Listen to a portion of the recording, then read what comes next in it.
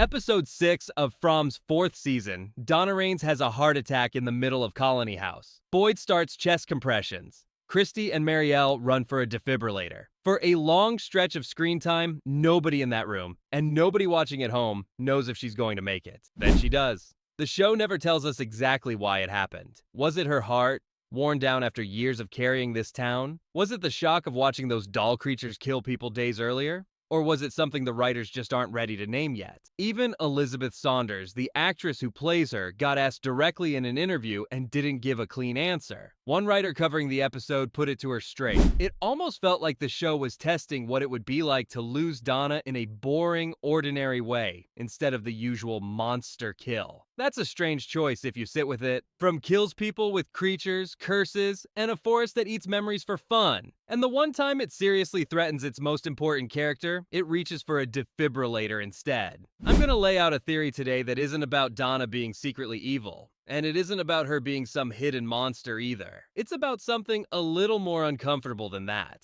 What if the reason Donna keeps surviving has nothing to do with luck, and everything to do with what she's useful for? Stick around, because that's not the only time Donna's survival stops making sense. Every long-running horror show has that one character who should be dead 10 times over. Normally that's just plot armor, and the audience shrugs and moves on. From tends to play a longer game than that, so let's actually count Donna's streak instead of waving it off. Night 1. Donna arrives in town with her sister.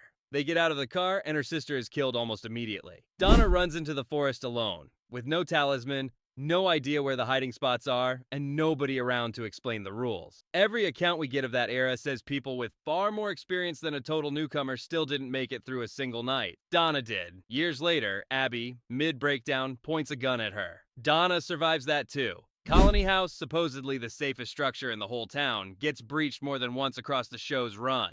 Every single time the dust settles, Donna is still standing in it. Then there's Randall. Convinced Donna is somehow tied to whatever runs this town, he ties her to a tree and leaves her outside as the sun goes down, basically running his own experiment on her. Before that experiment can finish, Boyd shows up, and the creatures closing in just stop, like something older and more in charge steps in and takes the night back. Randall gets taken not long after. Donna walks away. Throw in a direct encounter with the music box entity, the wave of food shortages and collapses that hit Colony House hard enough to break other characters, and now a full cardiac arrest in season 4. And you've got 6 or 7 separate situations across 4 seasons where Donna should reasonably be gone, and isn't. One of those is luck.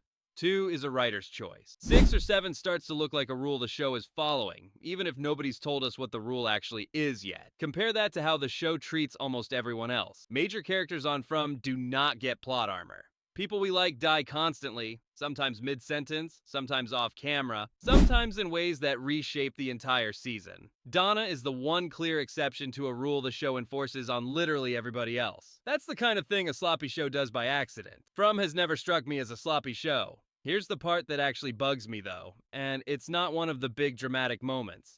It's the quiet gap sitting right in the middle of her origin story. Before Boyd ever finds a single talisman, surviving a night in this town runs almost entirely on luck and hiding. People bury themselves. People cover themselves in mud. People move locations constantly and pray the creatures walk past. Residents with years of practice at this still die doing it. Donna, on her very first night with 0 practice, in a full state of panic after watching her own sister get torn apart in front of her, somehow nails it on the first try. We get her sister's death in detail. We get exactly what she heard in the dark. We never actually get why the town's monsters left her alone that night. And it's not a detail the writers simply forgot about. Saunders has said in interviews that Donna's entire life before this town is basically an unwritten page. That even she, the actress playing her, doesn't know the specifics, and that she genuinely liked the show to dig into it someday. 4 seasons into a series that loves handing out backstory reveals to almost everybody else. That is not an accident. That's a door somebody is choosing to keep shut. So if Donna isn't just lucky, what is she? Here's my read, and I want to be clear about what it isn't. I don't think Donna is secretly working for the creatures, and I don't think she's some hidden monster wearing a cardigan. I think her instincts are just remarkably, almost suspiciously consistent. Every time something threatens to destabilize this town, Donna's first move is always the same 3-step.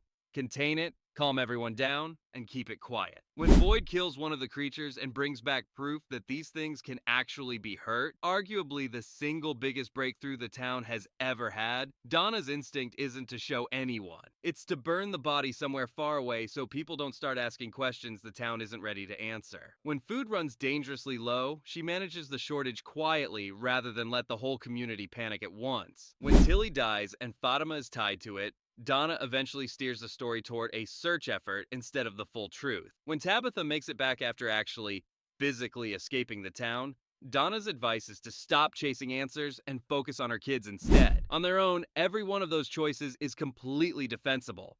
She's protecting morale. She's preventing a panic that could get people killed. That's exactly why this reading works better than turning her into some obvious secret villain. A cartoonishly evil version of Donna would be easy to spot from a mile away. This version isn't evil at all. At least not on purpose. She's just the load-bearing wall holding up this town's entire social structure. Pull her out, and it's not only the monsters that get in, it's that nobody has anywhere left worth coming back to. To be fair, Donna isn't purely obstructive. She backs the radio tower project once it becomes a real community-wide effort, and she's genuinely, visibly devastated every time someone she's responsible for gets hurt. That's actually what makes this read more interesting than a simple villain twist. She's not sabotaging every single plan that comes across her desk. She's making sure the town survives long enough to keep generating plans in the first place, which is a subtly different job. There's actually something fitting buried in the name Colony House if you want to get nerdy about it for a second. In biology, a colony isn't just a group living in the same spot. It's a group that survives specifically because members give up some independence for the sake of the whole structure. Worker, guard, caretaker, each role trades personal freedom for collective survival. Whether the writers meant it this literally or not, Donna reads exactly like that caretaker role. The forest applies the fear at night. Donna quietly bleeds off just enough of that pressure during the day to keep the whole structure from cracking under its own weight. Now, credit where it's due, because a theory that can't survive its own best objection isn't much of a theory. The simplest explanation for that heart attack is also the most boring one. Donna has been carrying an entire town's survival on her back for years, and a human body can only absorb that kind of stress for so long before something gives out. No curse required. Just cardiology. Multiple outlets covering that episode landed on the same observation. The show deliberately kept the actual trigger ambiguous, whether it was her health, the shock of the doll attack, or something else entirely. If Fromm wanted to prove Donna is supernaturally protected, giving her a defibrillator scene straight out of a hospital drama is a strange way to sell that. It's just as likely the show is doing the opposite of what this theory wants, reminding us that Donna is painfully, permanently human, which is exactly why watching her almost die actually stings. Honestly, I think both readings can be true at the same time.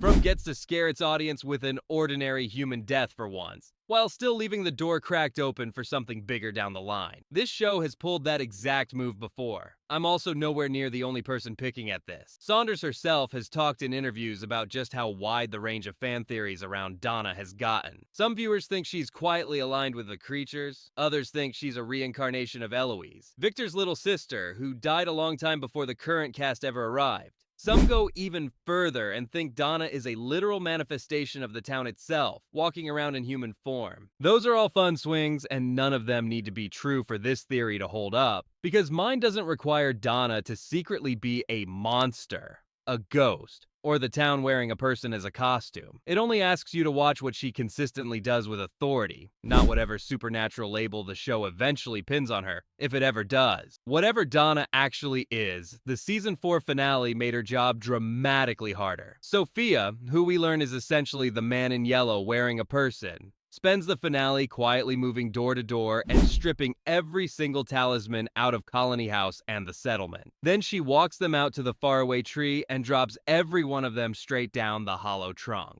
The town's entire physical defense system against the night is just gone, heading into the final season. Same episode, Fatima's transformation goes further than anyone expected, and the creature known as Smiley calls her Mother, right before sparing her life. Meanwhile, the boy in white turns out to be working against Sophia, not with her, which honestly gave me full Lost final season deja vu. Jacob versus the man in black energy. Fun fact for anyone who hasn't clocked it yet, Harold Perrineau, who plays Boyd, was also stranded on that particular island a long time ago in a different role. From has never really hidden its influences. Stephen King publicly praised this show early in its run, and you can feel exactly why in a finale that swings this big. Here's why that matters for everything we just talked about. If talismans were the actual thing keeping people alive at night, and they're gone now, the creatures can't be the only explanation for who lives and who dies next season. Whatever Donna's real function has been this entire time, we're about to find out whether it still works without the town's usual safety net to hide behind. There's one more detail from that finale worth sitting with. Sophia offers Elgin the exact same deal she once offered another character named Clara.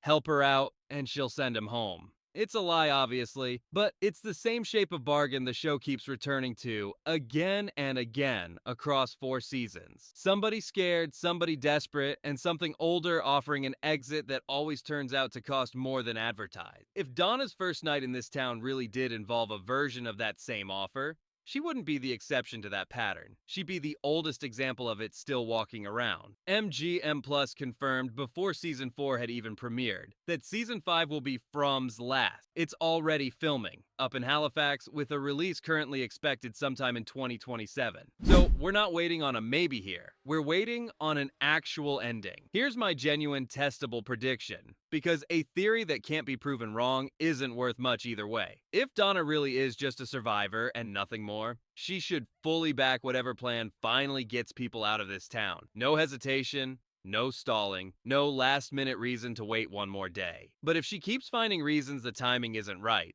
if she keeps handing frightened people a comfortable reason to stay instead of run, that's the tell worth watching for. Pay attention to what she does in that premiere, not what she says. That's where this theory either holds up or falls apart completely. Maybe Donna's quietly guarding a cage. Maybe she's just the most competent person left standing in a town built to grind people down. 4 seasons in, the show still hasn't told us which one it is. And honestly, that's the best compliment I can give it. If you're buying into this read, or if you've got a completely different one sitting in your head right now, drop it in the comments. I read all of them. And if you want more of these before Season 5 actually lands, subscribe, because there's a lot more of this town left to dig through.